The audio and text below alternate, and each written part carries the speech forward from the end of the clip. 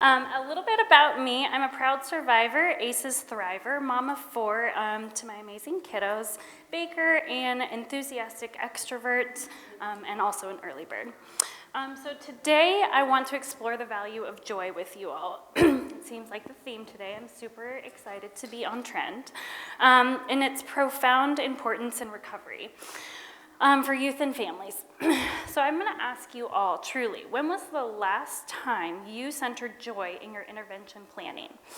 Let's tap into something deeper, not just the surface level, strengths-based activities, but real, radical joy. First of all, we really have to focus on the fact that we need to shift our perception that joy is not frivolous. It is essential. It's not merely a fleeting emotion, but a profound form of connection that takes us toward lasting recovery. Imagine instead of reacting to every challenge, we consciously focused on what we long for. Can we imagine what that recovery would look like? So let's start. Let's take a second to think back on your own life. Who taught you about joy? Where was your connection to joy? Who experienced joy with you? Co-regulation is not just our negative feelings, but also our positives.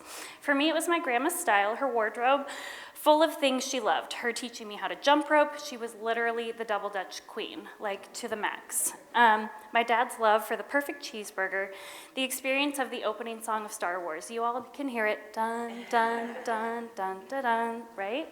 These precious moments help my brain build resilience against adversity. Every one of us, every family has that joy to tap into. We just need to create space for joy on purpose.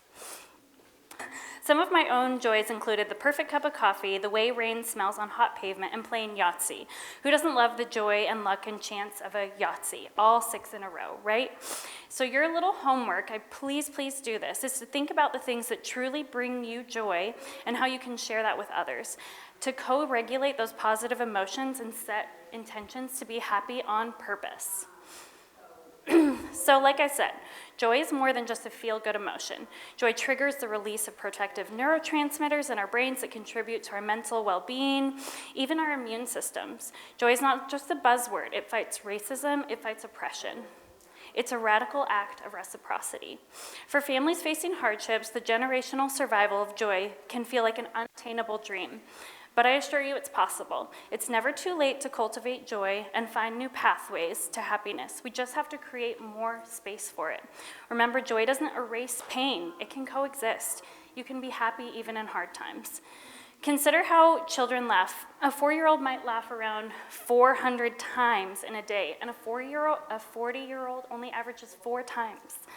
Like, that's not the goal, people. So think about this. Kids sing first, then talk. They dance and then walk, right? They draw and then write. We are wired to create joy together. Mothers who sing to their children even show a marked decline in their postpartum depression. Simply the act of creating and connection serves as a pathway to mindfulness, allowing us to be present. We know that we learn through experiences, through those bids for connection, rooted in joy, laughter, hugs, smiles. Did you know that we learn through play faster than any other learning method? These joyful moments are critical for our survival. Joy becomes a radical act of reciprocity, helping us connect deeply with ourselves and others. However, we often face those barriers to joy, especially in systems dominated by the medical model that emphasizes limitations, lack of resources, not just financial resources, but the emotional and imaginative resource blocks. Exhaustion and survival needs can make it seem impossible to envision a joyful moment. But today is not forever. This is not forever. Joy also contends with the lack of assessments.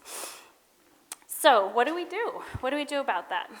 We can cultivate joy through connection, make a conscious effort to engage families and youth in genuine connection, foster environments where joy can flourish.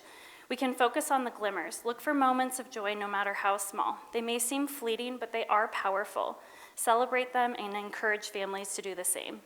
Connect with our purpose. Help families identify their purpose and values. Youth matter, and their contributions are incredibly meaningful. Practice mindfulness. Remind families to pause and be present in the moments of joy. These short moments of mindfulness can have a lasting impact.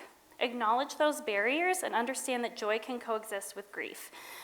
So I urge everyone to be curious, to think beyond the behaviors, and commit to centering joy in your interventions.